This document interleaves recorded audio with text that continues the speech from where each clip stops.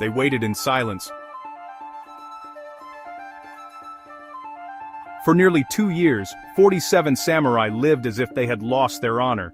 They drank in public, they took humble jobs. They allowed the world to believe they were broken. But they were not broken, they were waiting. This is the story of the 47 Ronin, one of the most famous acts of revenge in Japanese history. To understand their decision, we must begin in 1701, during Japan's Edo period. Japan is ruled by the Tokugawa Shogunate. Power flows through a strict hierarchy. At the top stands the shogun, beneath him are regional lords known as daimyō. Serving those lords are samurai, bound by loyalty, discipline, and a warrior code that later becomes known as Bushido. In the spring of 1701, a young daimyo named Asano Naganori arrives in Edo, the shogun's capital. He is assigned a ceremonial duty to host imperial envoys. To guide him in court etiquette, the shogunate appoints a senior official named Kira Yoshinaka. Kira holds power. And, according to many later accounts, he abuses it. Stories claim Kira insults Asano, humiliates him, demands gifts, pressures him for bribes. Whether every detail is true is still debated by historians. What is certain is this. On April 21, 1701, inside Edo Castle itself, Asano loses control. He draws his sword, steel flashes in a place where no weapon is permitted. He strikes Kira, wounding him, but not killing him. Inside the shogun's palace, drawing a blade is a capital offense. The response is immediate. Asano is ordered to commit seppuku, ritual suicide, that very day. His lands are confiscated, his family is stripped of status, and his samurai are dismissed. Overnight, they become rōnin, masterless warriors. 47 of them refuse to let the story end there. Under the leadership of Oishi Kuranosuke, they make a decision: they will avenge their lord. But revenge in Edo, Japan is not simple. If they attack immediately, they will be crushed. The shogunate is watching them closely.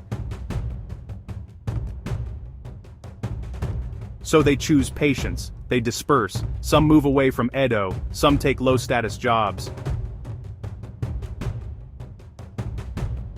Oishi himself moves to Kyoto and begins behaving recklessly in public. He drinks heavily. He frequents entertainment districts. He appears to abandon the very code of honor he once upheld. Observers mock him, enemies relax, even Kira grows complacent. Nearly 2 years pass. Then, on a bitter winter night in January 1703, the waiting ends. Snow falls over Edo. The 47 Ronin regroup in secret. They divide into 2 teams. Armed and disciplined, they march toward Kira's mansion. They attack before dawn. The guards are overwhelmed. The battle is swift but controlled. They search the estate room by room. Kira hides. Eventually they find him in a storage shed.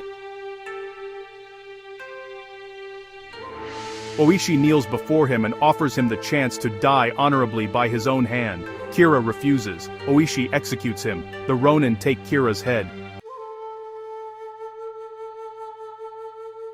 Then they do something unexpected. They do not flee. They march across the city to Sengakuji Temple, where their lord Asano is buried. There, they wash Kira's head and lay it before Asano's grave. Their duty is complete. Only then do they surrender to the authorities. Now the shogun faces a dilemma. Legally, the Ronin have committed murder. They have defied the state. But morally, many citizens see them as paragons of loyalty. Public opinion is divided. Some argue they are criminals who undermine order. Others argue they embody the highest form of samurai virtue, unwavering loyalty unto death. The shogunate deliberates for weeks. The final decision is a compromise. The 47 Ronin are sentenced to death, but not by execution. They are granted the right to commit seppuku. They die as samurai, one by one. On February 4, 1703, they carry out the sentence.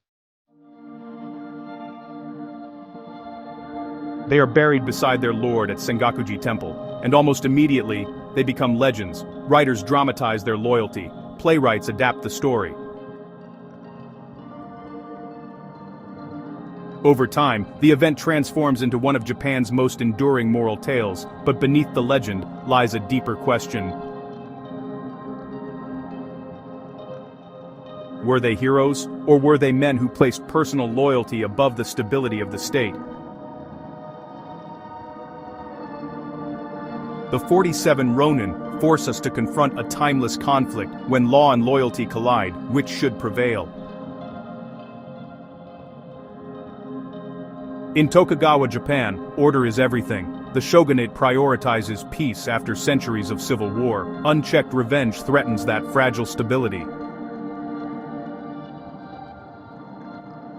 Yet the samurai identity is built on absolute devotion to one's lord. To ignore Asano's death would mean living dishonored. The Ronin choose honor, and they accept death as the cost. Today, their graves at Sengakuji remain a place of pilgrimage. Every year visitors leave incense and prayers. More than 3 centuries later, the debate continues. Justice or vengeance, obedience or principle, stability or loyalty.